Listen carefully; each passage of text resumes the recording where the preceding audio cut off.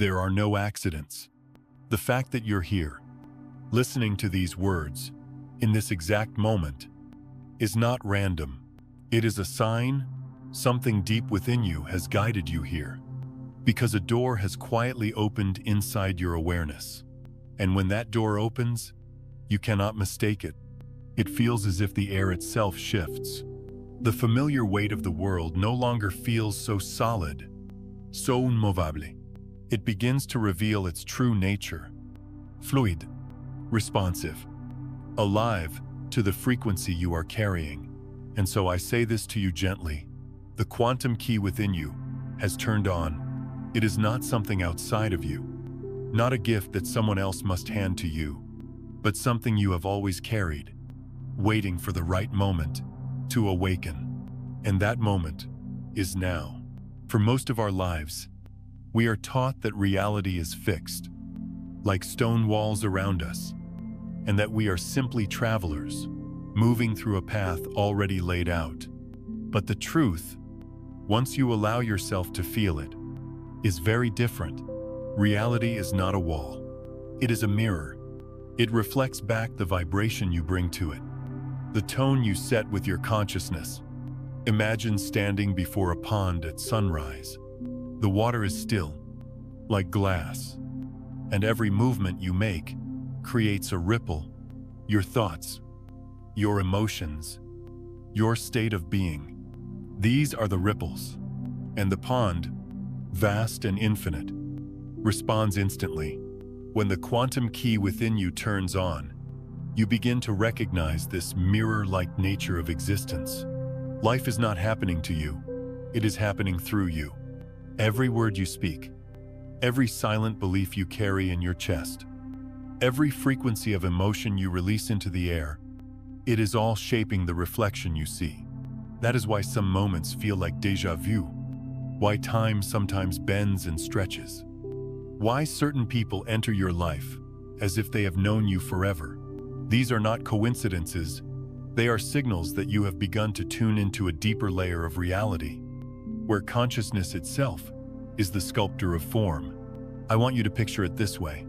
Imagine holding an old radio, the kind with a dial that you slowly turn to find a station. For years, you may have been stuck on static, believing that static is all there is. The sound was harsh, uncertain, almost meaningless. And yet, the music was always there, waiting. All it required was a shift in frequency. The quantum key within you works the same way. It allows you to realize that you are not a prisoner of the static bed. You are the one holding the dial. And when you turn it, even slightly, suddenly, the music comes alive. You discover that what you longed for has always been broadcasting, waiting for you to allow yourself to hear it. Now, this awakening is not about trying harder. It is not about forcing your way into some new version of yourself. In fact, forcing is the very thing that keeps the static alive. Haven't you noticed the more you push against life, the more resistance seems to push back? The river does not flow because it is straining. It flows because it allows, and so it is with you. The key to your transformation is not effort, but alignment. It is not a struggle, but a surrender into resonance. And I know, surrender is a word many of us resist. We associate it with weakness, with giving up, but in truth, surrender is strength of the highest order. It is the moment when you no longer waste your energy holding the walls of your old identity together, and you let the deeper truth of who you are carry you forward. Think of a caterpillar dissolving in the cocoon. To the outside eye, it looks like destruction. To the caterpillar, it feels like an ending. But within that dissolution, a hidden blueprint is activating: wings, colors, flight. That is what this quantum key does for you. It asks you to release the shell of who you thought you were, so that the deeper pattern of who you really are can emerge. When you first notice this shift, it can feel disorienting. The world may seem softer, less rigid, as though you are peering through a veil that others still cannot see beyond. You might even feel a little out of place, disconnected from people who still live entirely within the old paradigm of linear cause and effect. But I want you to understand this is not confusion. It is clarity. You are beginning to perceive the holographic nature of life, where infinite possibilities exist all at once, and you are the one deciding which possibility to step into. And so the question before you is simple, though not always easy. Are you ready to choose differently? Are you ready to release the old frequency of limitation and step into a reality that mirrors back your truest vibration? This is what the opening of the quantum key invites. Not a chase, not a fight, not a desperate reaching for something far away, but a soft remembering that everything you desire already exists in the field around you, waiting for your awareness to tune in. As I share this with you, I do not speak from theory. I speak from lived experience. I have walked through the seasons of collapse, love lost, dreams dissolved, health faltering, and I thought, for a time, that it was the end of my story. But in that darkness, in the silence of long nights, the key inside me turned, and I saw it. My suffering was not who I was. It was simply the channel I had been tuned to. The moment I shifted my observation, the world shifted with me. Opportunities appeared where none existed. Connections formed that carried me forward. It was not magic. It was alignment. And now, as you hear these words, the same invitation is before you. The key is no longer hidden. It has already turned. The mirror of reality is waiting, shimmering, asking which reflection will you choose to meet today. 1.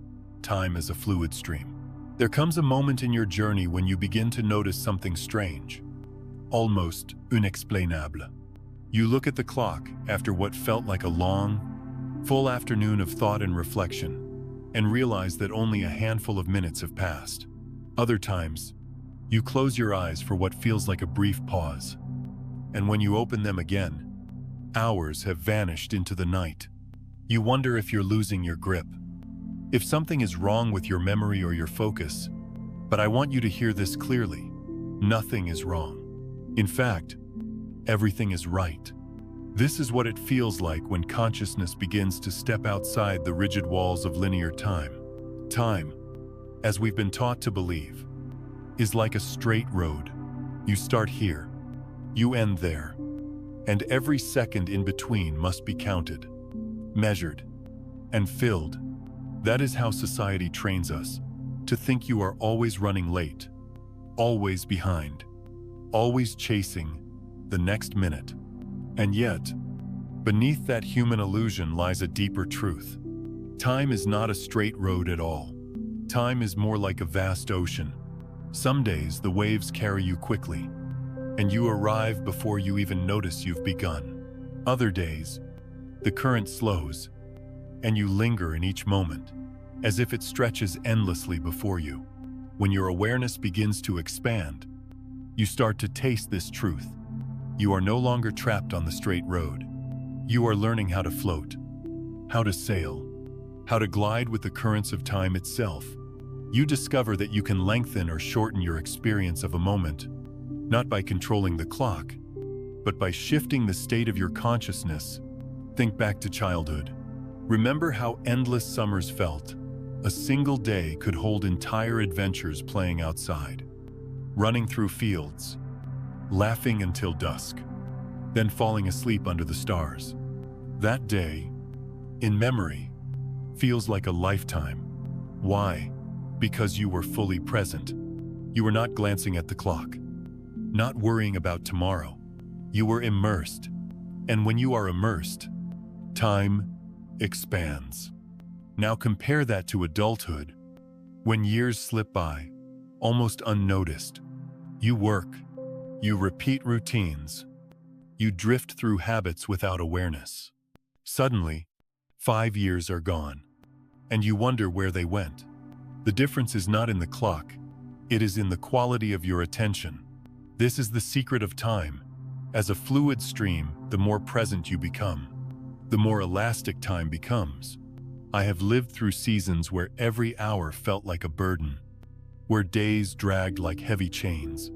In those times, suffering stretched moments into what seemed like eternities. I also know the opposite moments of awakening, where joy was so full, so immediate, that hours disappeared in the blink of an eye. It taught me something I will never forget. Time bends to the state of the soul. When your consciousness is heavy, time slows. When your consciousness is light, time dissolves. Scientists call this phenomenon block time, the understanding that all moments exist simultaneously.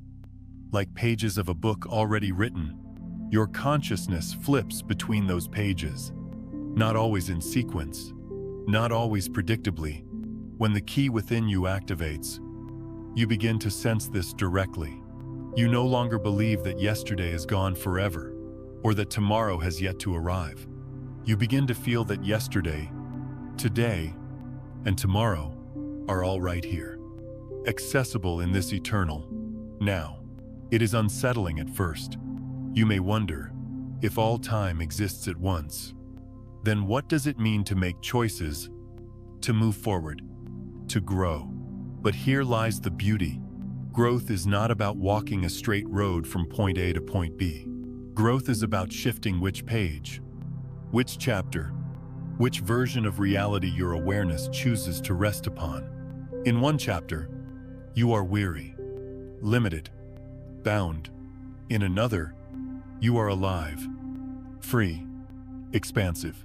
And when you adjust your vibration, your state of being, you flip the page, and suddenly, life reflects a different timeline back to you.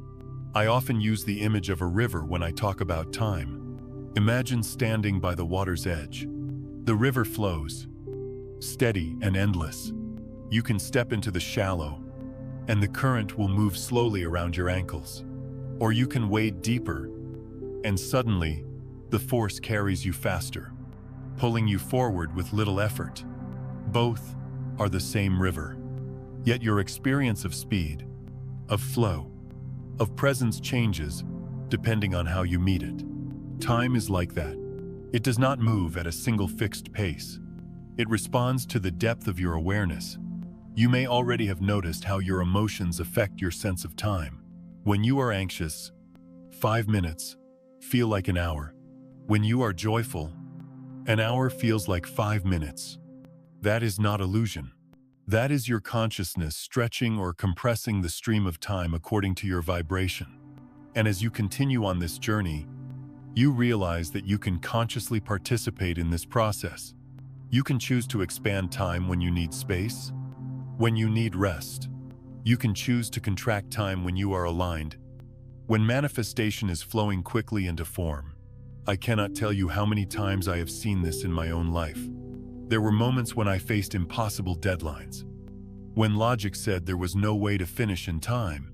And yet, by stepping into presence, I found that the hours stretched themselves, that clarity came, that what would normally take a week unfolded in a day. Other times, when I was impatient for results, I would push and strain, and it seemed as if time itself froze, refusing to move. Those experiences humbled me. They taught me that time is not my enemy, nor my master. It is my partner. It bends to the frequency I carry. So if you've begun to notice these shifts, if clocks no longer feel like the only authority, if your sense of minutes and hours feels less certain, do not be alarmed. Take it as a sign that your consciousness is loosening from the prison of linear time. You are learning to flow, to drift, to surf the currents of a river that has always been there. And perhaps the deepest comfort is this: when time becomes fluid, you stop fearing it. You no longer panic about getting older, no longer mourn the years that have passed, no longer worry about the future not arriving soon enough. You realize that everything is already here, already present, already waiting within the field of now. And the more you align with that truth, the more gracefully you can live, not rushing, not resisting, but simply flowing as time reveals itself as the living ocean of consciousness. 2. Preparation through crisis. There are seasons in life when everything you thought was solid begins to crumble. The relationship you built your future around suddenly ends. The career you poured your years into collapses overnight. Your health falters. Your energy disappears. And in the quiet hours, when the world sleeps, you lie awake staring at the ceiling, wondering if you have been forgotten by life itself. Those days feel endless. They can be heavy, suffocating, filled with a silence that feels louder than any storm. And in those moments, it is easy to believe that you are being punished, that somehow you are not enough, that the universe has turned its face away from you. But I want to tell you a truth. I learned only by walking through the fire what feels like punishment is preparation. The darkness is not here to destroy you. It is here to dissolve what cannot go with you into the next stage of your becoming. Think of the caterpillar. It lives its life crawling, limited to the ground, seeing only the world within reach of its tiny legs. Then one day, without warning, it feels the pull of something greater. It retreats into the cocoon, and inside that sacred chamber, everything it once was begins to dissolve. The form it trusted, the structure that carried it, melts into formlessness. If you could ask the caterpillar in that moment how it felt, it might say, "I am dying. Everything I know is ending." And yet, within that dissolution, a blueprint awakens. Wings, colors, flight. What seemed like death was actually transformation. Your crises work the same way. The nights of loneliness, the losses that left you on your knees, the days when depression wrapped itself around your chest like iron chains. These were not signs of failure. They were the cocoon. They were the chamber where the old identity, too fragile for the frequency of who you are becoming, had to break apart. I remember a time in my own journey when everything collapsed all at once. I lost the person I thought I would spend my life with. My work, which I had poured years of effort into, failed. My body ached with exhaustion I could not explain, and I felt so alone that even the sound of my own breathing became unbearable. In those nights, I begged for answers, but all I heard was silence. I thought life had abandoned me. Only later did I understand that silence was not abandonment. It was incubation. Life was stripping me down, not out of cruelty, but because the structure I had built could not hold the weight of the frequency I was destined to carry. My nervous system, my very identity, needed to be rebuilt from the inside out. And for that to happen, everything false had to fall away. Crisis, when seen through the lens of the soul, is not the end. It is a dismantling. It is life clearing away what is brittle, so that something unbreakable can emerge. Every heartbreak, every closed door, every moment when you felt unseen, all of it was shaping you into a vessel strong enough to hold the energy of a new self. It is natural to resist. We cling to what is familiar, even when it hurts, because it feels safer than the unknown.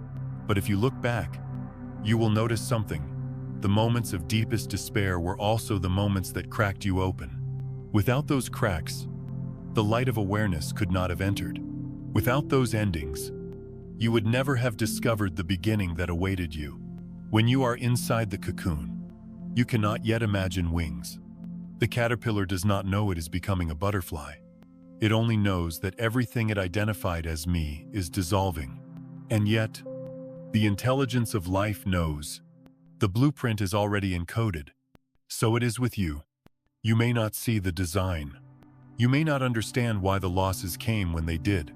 But within you, the blueprint of your next becoming is already written. What I want you to carry from this is hope. Not the shallow hope that clings to outcomes, but the quiet, steady hope that comes from trusting the process. When life unravels, it is not against you. It is for you. It is making space for a self that can stand in frequencies your old self could never survive. And I know this not because it sounds beautiful, but because I have lived it. I have walked through nights that seemed endless, only to wake one morning with a softness in my chest I had never felt before. I have seen how people who left my life created space for those who would truly see me. I have experienced how the collapse of one dream became the fertile soil where a more authentic dream could grow. So, if you are in the cocoon right now, if your life feels like it is dissolving into pieces, please hear me. You are not broken. You are being remade. You are not cursed. You are being calibrated. The loneliness, the silence, the tears, these are not signs of abandonment. They are the whispers of transformation. One day, you will look back on this season and recognize it as the turning point. You will see how the pieces of yourself that melted away were the very things that kept you small. You will see how the empty spaces were the canvas for a larger, truer expression of your soul, and you will understand, in your bones, that the crisis was never your enemy. It was the cocoon. So breathe. Trust the process. Allow what is dissolving to dissolve. Your wings are not built in struggle. They are built in surrender. And when the time is right, you will emerge, not as who you were, but as who you were always meant to be. 3. The leap does not come from effort, but from allowing. There is a kind of exhaustion that many of us know too well.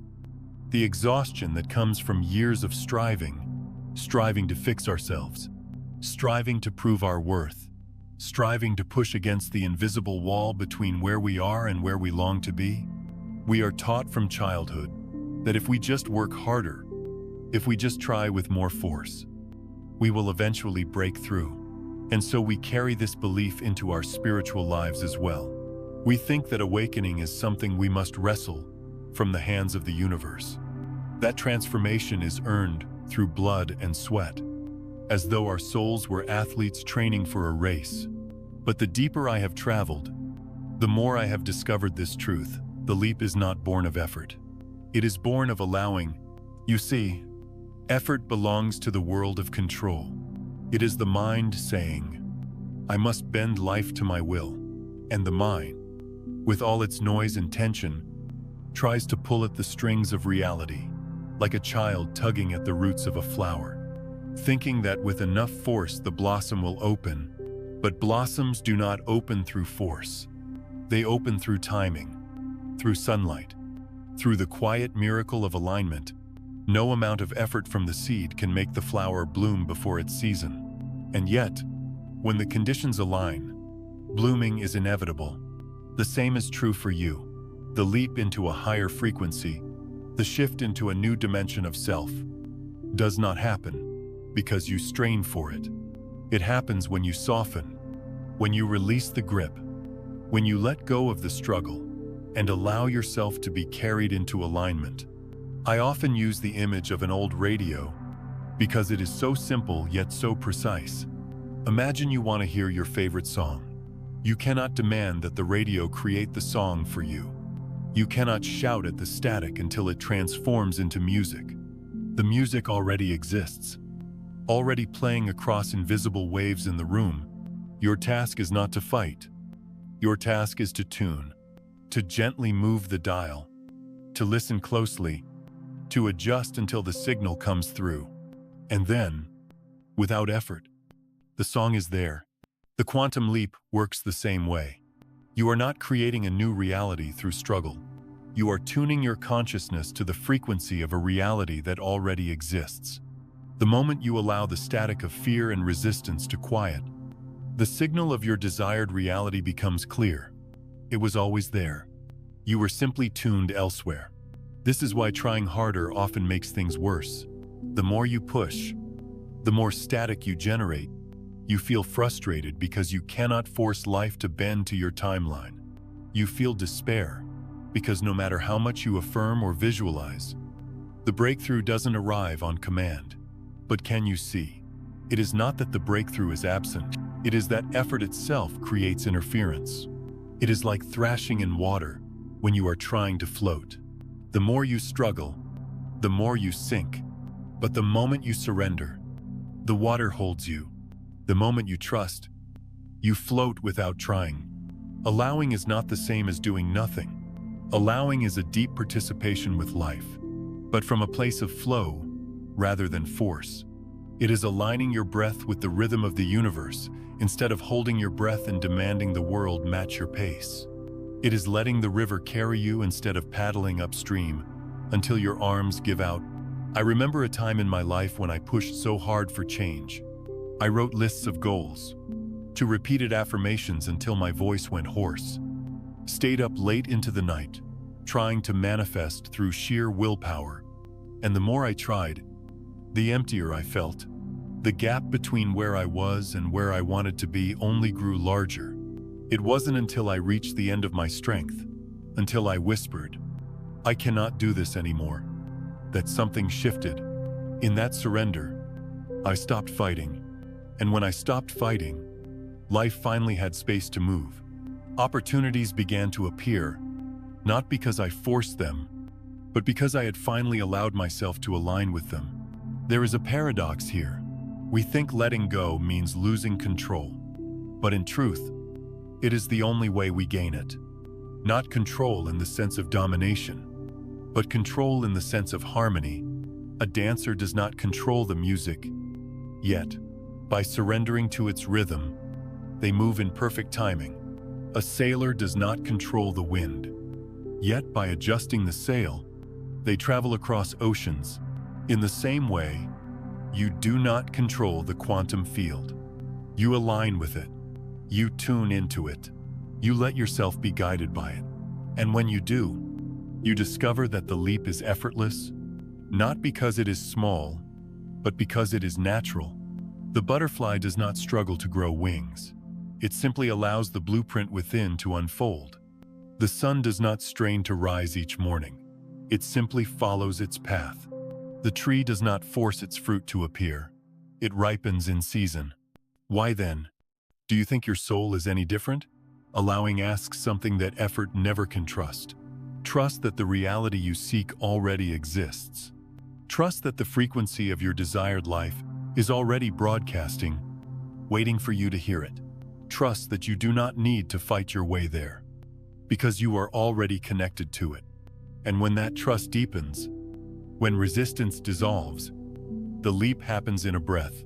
So, if you find yourself exhausted from striving, if your spiritual journey feels like another battlefield where you must conquer and win, I invite you to pause. Take your hands off the rope you've been pulling. Take a deep breath. Feel the water beneath you, ready to hold you if you stop thrashing. Tune gently, like turning the dial of a radio, and listen. The song of your higher self is already playing. The leap is not something you earn. It is something you allow. For, recognizing you are the chooser, not the victim. There was a time in my life when I carried a question in my chest like a stone. Why is this happening to me? It followed me through heartbreaks, through disappointments, through the quiet nights when loneliness felt unbearable. Every loss, every struggle, every unanswered prayer seemed to whisper the same cruel message that I was powerless, that life was happening against me, and I was only a passenger with no say in the direction of the road. Perhaps you felt the same. Perhaps you've looked at your life, at the relationships that ended, at the opportunities that slipped through your fingers, at the years that unfolded differently than you had dreamed, and thought, I am a victim of circumstance. It is such a human thought. It is how most of us are trained to see ourselves. The world teaches us to measure our worth by what happens outside of us, by what is given or taken, by whether fortune smiles or frowns. And so we live reactive lives, believing our destiny belongs to the hands of chance. But here is the quiet, liberating truth that slowly revealed itself to me. You are not the victim of life. You are the chooser of life. You are not at the mercy of circumstances. You are the observer. And the way you observe shapes the reality you experience. This realization did not come to me in comfort. It came in the middle of collapse. It came when the walls I leaned on fell apart. At first, I raged. I blamed others. I blamed fate. I blamed God. And then, in a silence so deep, it almost scared me, I saw something the world was mirroring me. My fear, my doubts, my constant belief that I was powerless. Life was reflecting it back to me with perfect precision, not to punish me, but to show me what I was choosing unconsciously. That is what most of us don't realize. We are always choosing, even when we don't know it. Our focus is a choice. Our beliefs are a choice. Our response to the present moment is a choice. And because consciousness creates reality, those choices ripple outward, shaping the mirror we call life. Think about it. Two people can walk through the same storm. One says, "This storm will destroy me," and they shrink in fear. The other says, "This storm will cleanse me," and they walk with courage. The storm is the same, but their realities are different. Because their observation is different, the observer does not just watch reality. The observer participates in it, molds it, chooses which version of reality to collapse into experience. When you begin to see yourself this way, something shifts inside you. You stop asking, "Why is this happening to me?" And you begin to ask, "What am I choosing to see here?" That simple shift moves you from victim to creator. And once you take that step, your life no longer feels like a prison.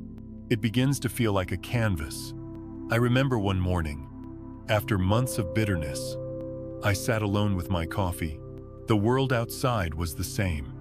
Bills to pay, relationships broken, uncertainty in the air. But as I stared into that quiet cup, something inside me softened. I whispered, almost unconsciously, "I chose this." Not as blame, not as self-punishment, but as recognition.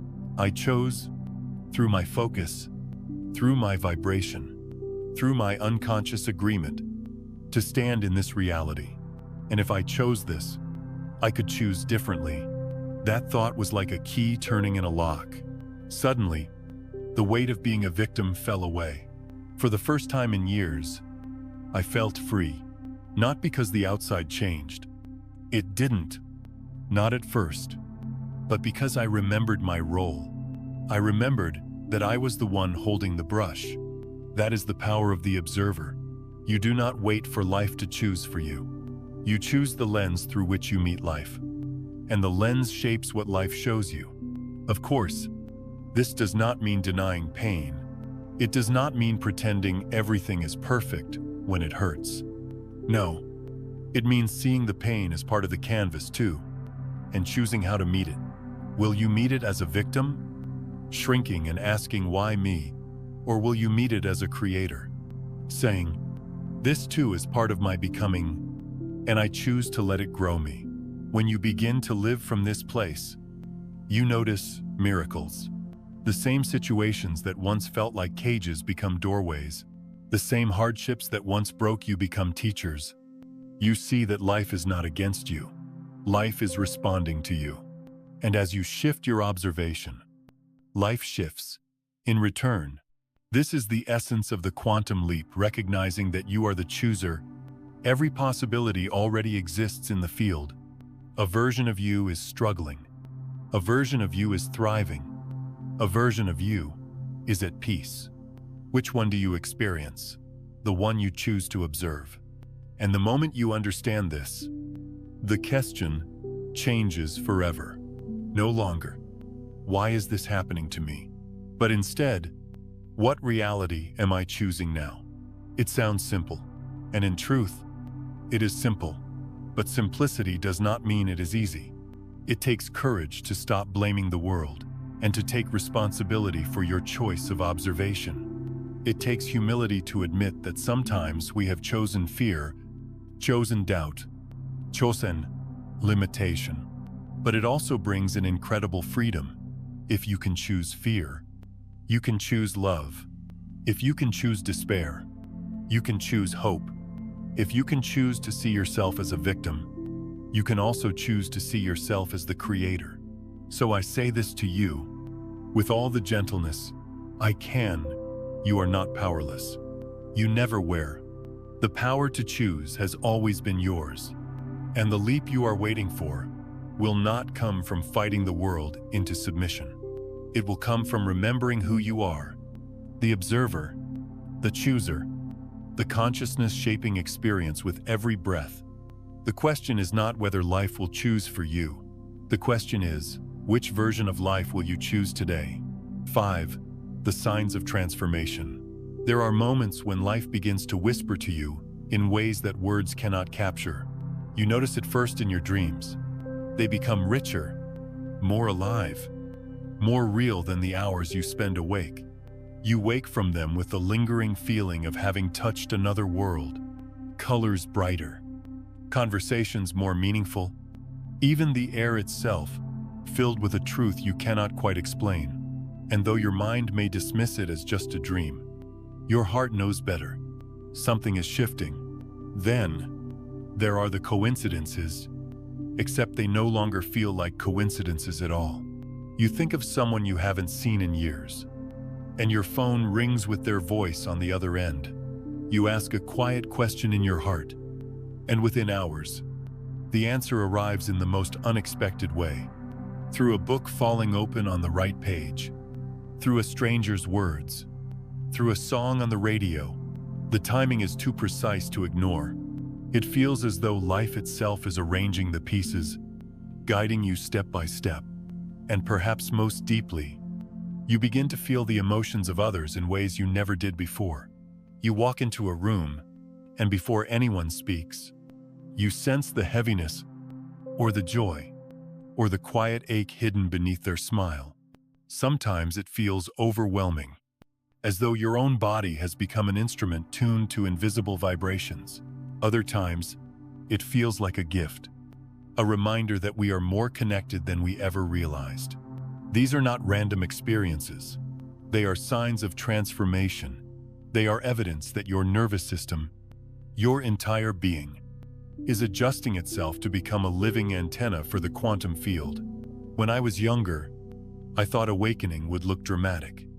Lightning bolts, sudden revelations, a voice from the sky telling me the secrets of the universe. But the truth I discovered is much gentler. Transformation comes quietly, like dawn. At first, you notice only a faint glow at the edge of your awareness. Then little by little, more light spills in, until suddenly, you realize the whole landscape of your perception has changed. That is why your dreams are more vivid. In sleep, you are no longer confined to the limits of your physical senses. You wander freely through the possibilities of the quantum field, visiting versions of yourself that made different choices, receiving glimpses of futures not yet lived. Your consciousness is expanding its range, training itself to move beyond the narrow corridor of linear time. That is why synchronicities appear. They are not tricks of chance. They are reflections of alignment. When your inner frequency begins to match the frequency of your desired reality, the outer world rearranges itself to mirror that state. Life responds faster, more directly, with a kind of elegance that leaves you in awe. Each synchronicity is like a wink from the universe, saying, yes, you're on the path. And that is why your sensitivity deepens. For so long, we are taught to see ourselves as separate. My body, your body, each alone in its own skin. But as you awaken, you begin to feel the threads that bind us. You sense the resonance of others, not as something foreign, but as waves moving through the same field you inhabit. This can feel tender, even fragile, because the boundaries you once trusted are dissolving. But it is also liberating, because it reminds you of the deeper truth we are entangled. One consciousness, exploring itself through many faces. I will not pretend this process is always comfortable. Sometimes, heightened sensitivity feels like too much. The dreams leave you restless. The synchronicities feel uncanny. The emotions of others weigh heavily on your chest. You may even wonder if you're going crazy. But hear me, you are not losing your mind. You are finding your deeper mind, the one that was always connected, always listening, always aware of the greater field. I remember the first time I felt this shift strongly. I was sitting on a train, surrounded by strangers. Nothing unusual was happening, but suddenly I felt a wave of sorrow, so strong, it brought tears to my eyes. It wasn't mine. I knew that clearly. It was someone else's pain in that small space, and my nervous system had tuned into it like a radio catching a broadcast. At first it frightened me, but as I learned to breathe and soften into it, I realized it was not a burden, but a capacity, an expansion of empathy that made me more human, not less. So if you are experiencing these signs, do not fear them. Do not dismiss them as meaningless. See them for what they are: confirmation that your system is evolving, that you are stepping into coherence with the quantum field. You are becoming less like a closed machine and more like an open receiver, able to pick up on the subtle signals of reality that most people overlook. The important thing is to trust the process. When the dreams feel overwhelming, remind yourself, this is training. When the synchronicities surprise you, smile and say thank you. When you feel the emotions of others, let it soften you instead of hardening you. These are not random anomalies. They are the early fruits of transformation. And just as a tree in spring cannot hold back its blossoms, once this process begins in you, it will continue. Every dream, every coincidence, every moment of deep sensitivity is a sign that the blueprint of your higher self is unfolding. You are becoming the antenna you were always meant to be. Attuned, responsive, connected. So breathe into it. Let the signs reassure you. Let them remind you that awakening is not a distant goal, but a present reality already shaping your days. You are not imagining it. You are not broken. You are transforming, and the world you will soon walk into will reflect that transformation with every step. 6. Sharing personal experience. There was a season of my life when everything seemed to collapse at once. The relationship I thought would carry me through the years unraveled, leaving behind an emptiness I didn't know how to fill. The work I had poured my energy into failed, and the identity I had wrapped around that work fell apart with it. My body, once a source of strength, began to falter under the weight of stress and exhaustion. I remember lying awake in the small hours of the morning, staring at the ceiling, and feeling as though I had reached the very bottom of life. In those moments, the world felt merciless. Every direction I turned seemed to hold only walls. I told myself I had been cursed by fate, punished by God, abandoned by life itself. My thoughts circled endlessly, repeating the same haunting question, why me? And then one night, it must have been close to 2 in the morning, something shifted, not in the world outside, but in the silence within. I sat alone, too weary even to cry, and suddenly it became so clear. The problem was not my circumstances. The problem was my focus. I had been staring only at the version of myself that was broken, the version drowning in sorrow, the version convinced of failure. I had been observing the suffering self, and life, like a mirror, had no choice but to reflect that back to me. That realization was like a crack of light in a dark room. Small at first, almost fragile, but undeniable. I understood in that moment that if I could shift my attention, I could shift my experience. If I could stop staring at the ruins and turn toward even the faintest glimmer of possibility, reality itself would respond. So I tried. I didn't force myself to believe everything was fine. That would have been dishonest.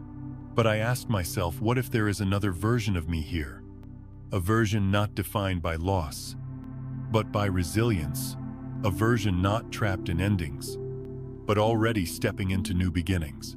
And as I leaned into that possibility, something softened in my chest. For the first time in months, I felt a hint of peace. It was subtle at first, but within days, opportunities began to appear. invitations I hadn't expected, small chances that aligned with what I truly cared about. People showed up who offered kindness, guidance, even just a listening ear. My health, though still fragile, I began to slowly improve as the heaviness in my mind lifted. The more I focused on the version of me that was in bloom, the more life rearranged itself to meet me there. I did not create those changes through sheer effort. I did not manifest them by forcing affirmations or demanding miracles. They were already there, waiting in the field of possibility. All I did was step into their frequency by choosing where to place my observation.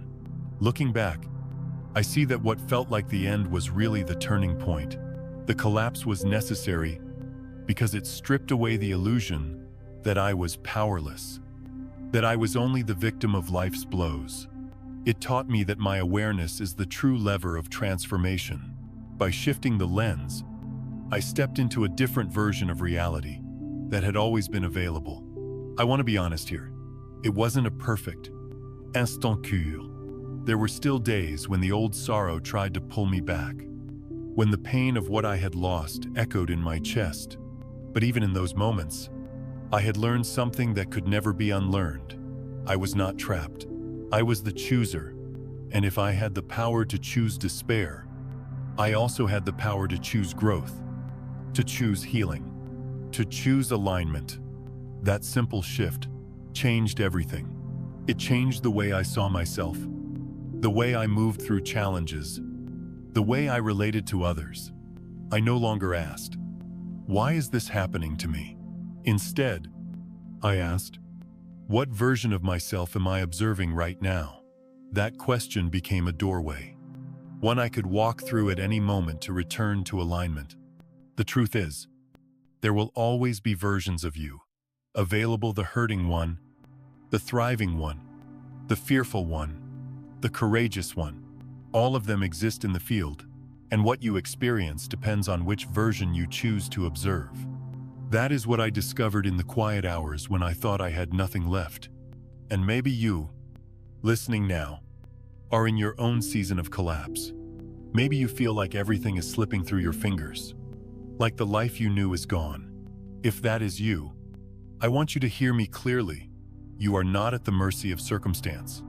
You hold the key, and the moment you shift your gaze, even slightly, toward the version of you that is still standing, still breathing, still carrying the seed of possibility, the whole world begins to shift with you. That is not fantasy. It is the lived truth of countless souls who have walked through fire and found wings on the other side. It was my truth, and it can be yours too. So if tonight you find yourself awake at 2 in the morning, staring at the ceiling with tears in your eyes, remember this: you are not broken. You are not lost. You are standing at the edge of choice. And by choosing to observe the self that is in bloom, even if only with the smallest flicker of faith, you step into a reality where healing, opportunity, and love are already waiting. 7. Responsibility beyond the self. There's a quiet truth that comes to you only after you've walked a certain distance on this path. Your journey is not just about you. Yes, the healing feels personal. The breakthroughs feel intimate. The pain feels uniquely yours. But every time you move beyond an old wound, every time you choose love over fear, every time you step into a higher frequency, you are not just changing your own life. You are changing the field for all of us. We live in a culture that teaches us to see ourselves as isolated, one body, one mind, moving through a world of billions of others, each separate and alone. But the deeper you awaken, the more you realize how untrue that story is. Consciousness is not separate. It is shared. It is like a vast ocean, and each of us is a wave upon its surface. When one wave rises, the entire ocean shifts. This is why your transformation matters more than you may realize. When you dissolve a fear that kept you small, you make it easier for others to dissolve their fears. When you embody forgiveness, you create a resonance that helps others find their way to forgiveness. When you dare to live authentically, you send ripples through the field that reach people you will never meet, offering them a silent permission to live authentically too. Think about it. Have you ever walked into a room where someone's presence changed the entire atmosphere? Perhaps they didn't even speak. Perhaps they just carried a peace, or a warmth, or a clarity that made everyone else feel a little lighter. That is not imagination. That is the field at work. One person's coherence becomes a stabilizing force for everyone nearby. And when coherence becomes collective, when many people hold the frequency of love, truth, or freedom together, the impact multiplies in ways we cannot measure. I often reflect on the struggles I endured, and how, at the time, they felt so meaningless. My pain seemed like a private burden, an isolated test, but now I see each time I walked through darkness and found a way back to light. I was not just healing myself. I was laying down a path in the collective field, a subtle trail that makes it easier for the next person to walk the same journey. It's like clearing a trail through a forest. The first traveler fights through thick branches, trips over roots, stumbles through the unknown. But after they pass, the path is a little clearer. The second traveler moves with less resistance. By the time many have walked it, the trail is wide enough for anyone to follow. That is how human consciousness evolves. The leaps you make become trails for others. The courage you embody becomes a map for those still searching. This truth changes the way you see your own struggles. Suddenly, the nights of despair, the lessons learned in silence, the tears that watered the soil of your transformation, they take on new meaning. You see that none of it was wasted. Every victory, even the small ones, reverberates outward. Every healing you claimed becomes a gift you quietly offered to the world. And here's something even more humbling. Sometimes the shifts you make will ripple into lives you will never know. A person across the world may find strength without ever realizing they are walking a trail you helped carve. A child not yet born may grow up in a society slightly more free, slightly more compassionate, because of the invisible work done by those who came before. This is the mystery of collective consciousness. We are more connected than our minds can fathom. When you understand this, responsibility no longer feels heavy. It feels sacred. You begin to see that your personal choices are never just personal. The way you speak to yourself in the mirror, the way you choose to meet pain, the way you decide to show up each day, all of it echoes beyond you. And that is why choosing healing, choosing coherence, choosing love is one of the greatest gifts you can offer the human family. I think of it like tuning an instrument in an orchestra. When your string is out of tune, it creates dissonance not just for you, but for everyone playing alongside you. But when you tune yourself, when your note rings true, it helps the whole orchestra find harmony. In the same way, your alignment helps humanity align. Your coherence stabilizes the collective song. This does not mean you must be perfect, or that the weight of the world rests on your shoulders. No, it means that every step you take matters, even the imperfect ones. Every time you return to presence, even after wandering into fear, you strengthen the collective field. Every time you forgive yourself and begin again, you model a frequency that others can feel, often without ever knowing why. They suddenly feel a little more hopeful, a little more free. And so, your journey becomes more than survival. It becomes service. Not service in the sense of sacrifice or martyrdom, but service in the truest sense, living your transformation as a gift to all. The more you rise, the more you lift others with you. The more you align with love, the more love becomes accessible in the field for everyone. This is why I say, with all the sincerity of someone who has walked through both collapse and renewal, your healing is not just yours. Your awakening is not just yours. Each frequency shift you embody is a contribution to the great awakening of humanity itself. So when you feel small, when you wonder if your steps matter, remember this: you are part of a web far larger than you can see. And every thread you strengthen strengthens the whole. Every leap you make becomes a pathway for countless others. You are not just living for yourself.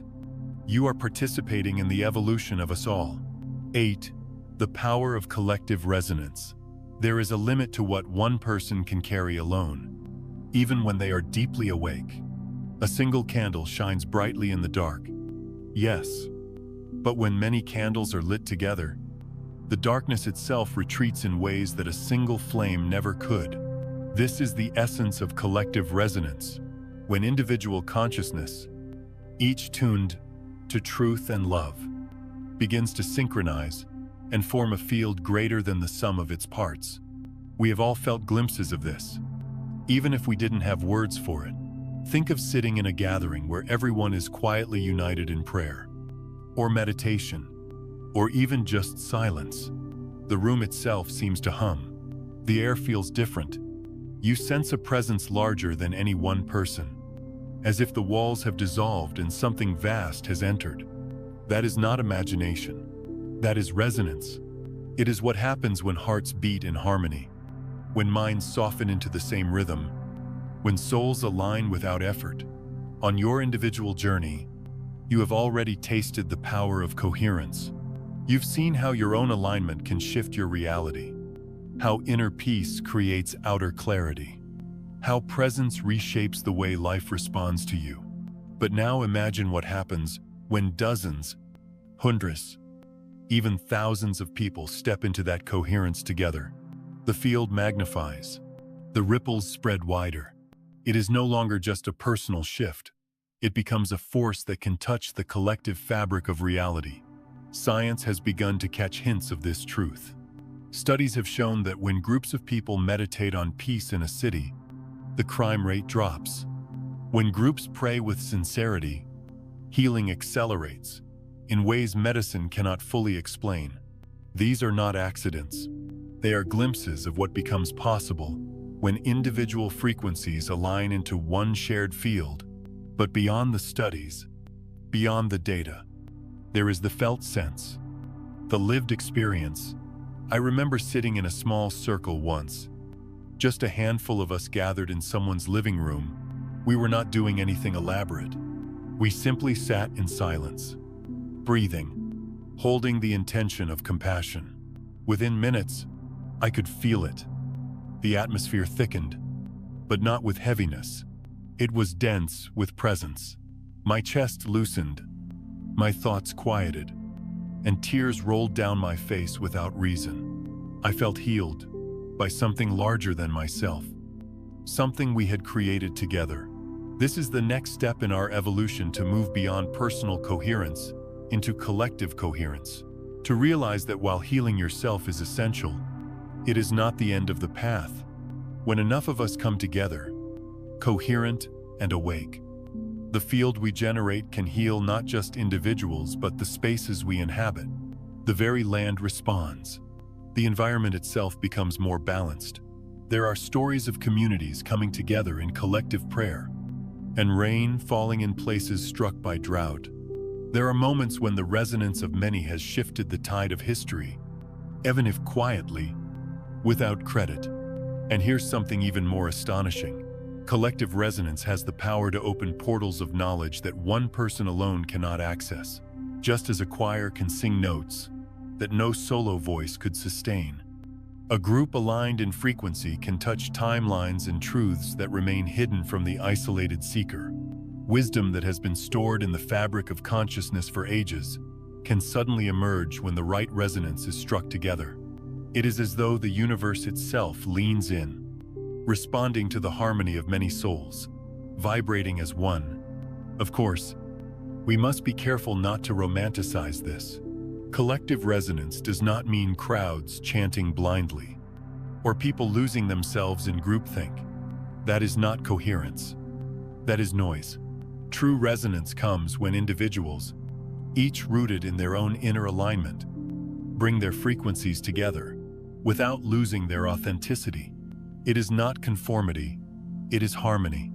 Just as every instrument in an orchestra plays its unique part, but together they create music far greater than a single note. So what does this mean for you? Listening now, it means that your personal work is the doorway to something much larger. Every time you tune yourself, through presence, through awareness, through compassion, you prepare yourself to participate in the field of collective resonance. And when you gather with others who are also tuned, you become part of a force capable of shifting the world. This is why isolation, though necessary for a time, is never the final destination. Yes, the cocoon is where transformation begins. But butterflies are not meant to stay alone. They are meant to take flight together, to pollinate fields, to shift ecosystems. In the same way, your healing prepares you not just for your own freedom, but for your role in the awakening of the collective. I sometimes imagine what will happen as more of us awaken to this truth. Imagine groups forming across the world, not bound by creed or culture, but by resonance. Imagine circles of people holding the frequency of compassion until war becomes unthinkable.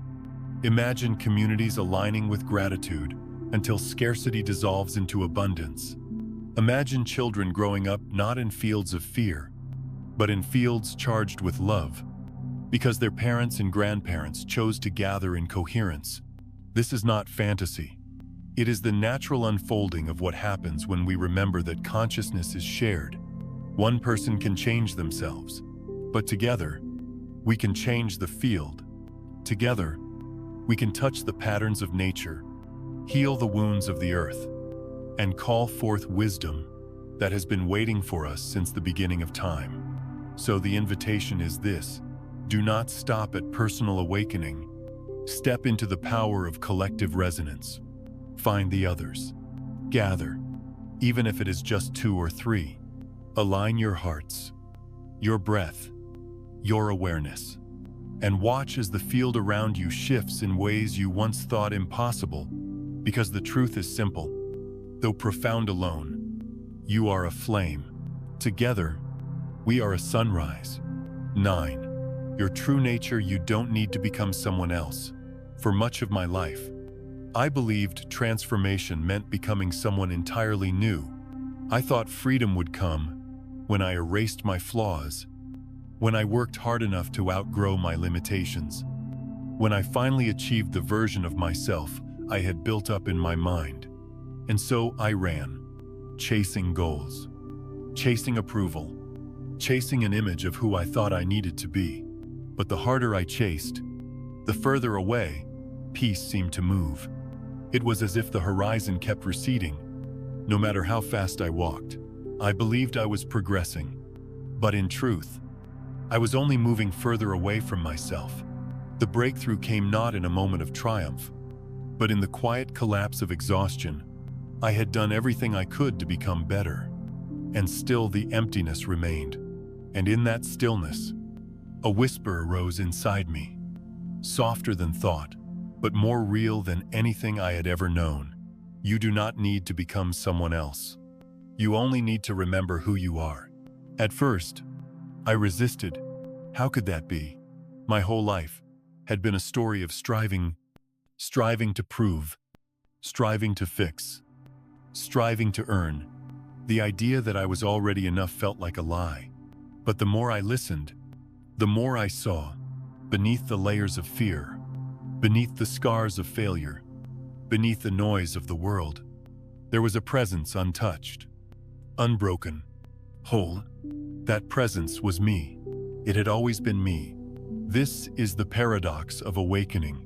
We spend so much energy trying to improve ourselves, as though our essence were flawed. But the truth is not about improvement. It is about remembrance. You are not here to construct a new self from scratch. You are here to peel back the layers that make you forget the self that has always been whole. Think of a statue carved from marble. The artist does not create the form. They chip away at what does not belong until the figure already present emerges. In the same way, your true nature is already complete. The leap is not about adding more effort, more layers, more identities. It is about removing what was never truly you: the shame, the false stories, the limiting beliefs that convinced you of your smallness. When you begin to see this, life shifts. You stop asking, "What must I become?" and start asking, "What must I release?" And as each layer falls away, the brilliance of your essence shines more clearly. This is why the quantum field feels so mysterious to many. It is not holding some distant version of you that you must strive to reach. It is holding the wholeness of you right now. In infinite expressions, the abundance, the creativity, the freedom you seek are not external prizes. They are facets of the self you already are. And as you tune into them, not by force, but by remembering, they reveal themselves naturally. I have learned this truth the hard way. There were years when I thought success meant building a mask strong enough to hide my insecurities.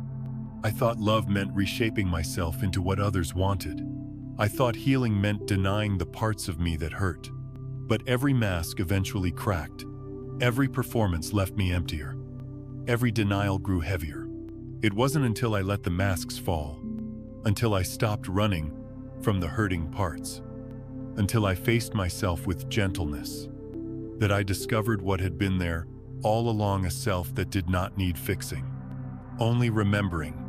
You may have felt this too, in brief glimpses, maybe in a moment of stillness, sitting under a tree, when you felt an inexplicable peace that had nothing to do with your achievements, maybe in the eyes of a child, when their innocence reminded you of something pure inside yourself, maybe in a moment of silence, when the world fell away and you touched a presence that felt eternal. These glimpses are not illusions. They are reminders of who you are beneath the layers. The key is not to chase them, but to allow them, to trust that you do not need to become worthy. You only need to stop believing the lie that you are unworthy. To trust that you do not need to manufacture love. You only need to clear the walls that block its natural flow. To trust that you do not need to create abundance. You only need to align with the truth that abundance is woven into your very being. And here is the simplest way I know to return to remembrance presence. When you are here, in this breath, without rushing into tomorrow or dragging yesterday with you, you begin to feel it. The quiet joy that needs no reason, the sense of being that is enough in itself, the knowing that even without accomplishments, even without perfection, you are whole. This is your true nature, not something you must earn, not something far away, but something nearer than your own heartbeat. And the quantum leap is not about escaping into a different self. It is about peeling back the illusion until the self you already are stands revealed.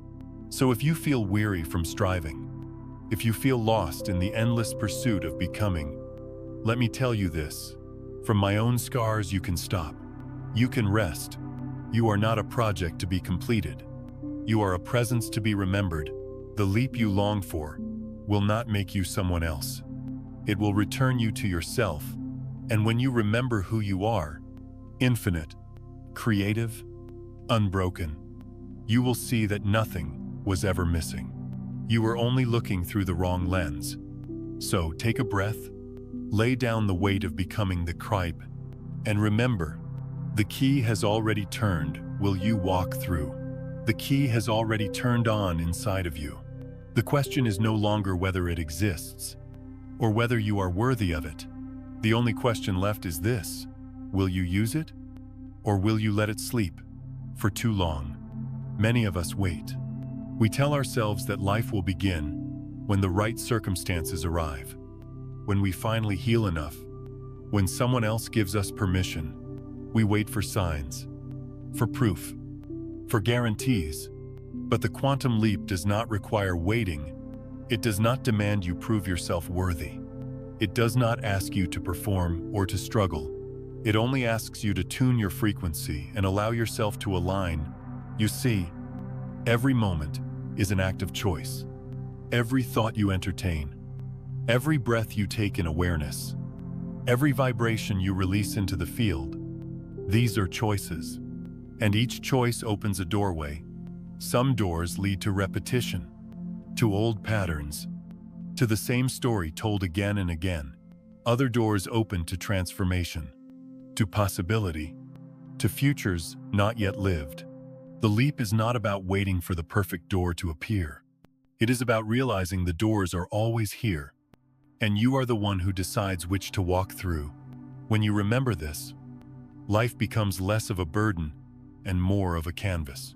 You stop asking when the universe will save you and start realizing that the universe is responding to you, moment by moment, breath by breath. The field is not holding back. It is not testing you. It is waiting for your signal. And your signal is not in your desperate words or your endless striving. It is in your frequency. That is why alignment matters. When you carry the vibration of fear, life mirrors fear. When you carry the vibration of gratitude, life mirrors abundance.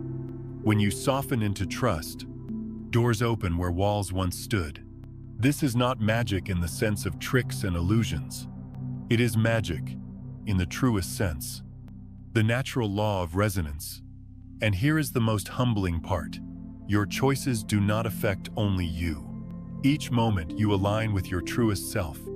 You are not just shifting your personal reality. You are writing on the map of humanity. You are leaving an imprint, a subtle trail in the collective field, making it easier for others to find their way.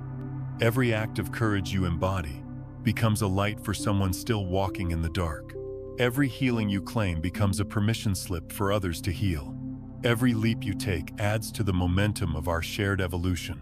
This is why your awakening matters, even on the days when it feels small, because in truth, it is never just yours. Your frequency joins with the frequencies of countless others, weaving a resonance that shapes the future of us all. And make no mistake, the universe is not waiting forever. This window of possibility, this great turning, is open now. The reality you long for, peace, freedom, love, abundance. It is not years away. It is not hidden on a distant mountain or in some unreachable heaven. It is here, in this moment, vibrating at the edge of your awareness, ready to come alive the moment you align with it. So the invitation is simple. Though profound, stop waiting. Stop postponing your life to tomorrow. Stop telling yourself you must become someone else before you can be free. The key is already turned. The door is already open. The only step left is to walk through. And when you do, remember this. You are not learning how to create miracles. You are remembering that you already are one. Every cell in your body, every breath you take, every spark of awareness in your mind is proof of that. You are not broken trying to become whole. You are wholeness uncovering itself. You are not a shadow searching for light. You are light, remembering itself. After a long forgetting, I know this because I have lived through the forgetting. I have walked the long nights of doubt, the heavy silence of despair. I have felt the ache of believing I was powerless, waiting for life to rescue me. And I also know the moment of remembering, the moment when I realized the rescue I was waiting for had been inside me all along. That realization did not make the challenges disappear overnight, but it gave me the strength to walk through them with a different frequency, and in time, the world began to mirror that back with opportunities, with healing, with love. So hear me clearly. You do not need to become anything other than what you are. You do not need to fight for worthiness. You do not need to prove to the universe that you deserve a new life. You only need to remember and to allow. The key has turned. The door is open. The field is listening. The question is, will you walk through?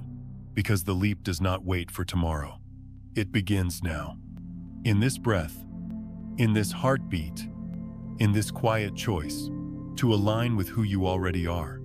And when you do, you will discover what I discovered. The miracle is not out there. It was always you.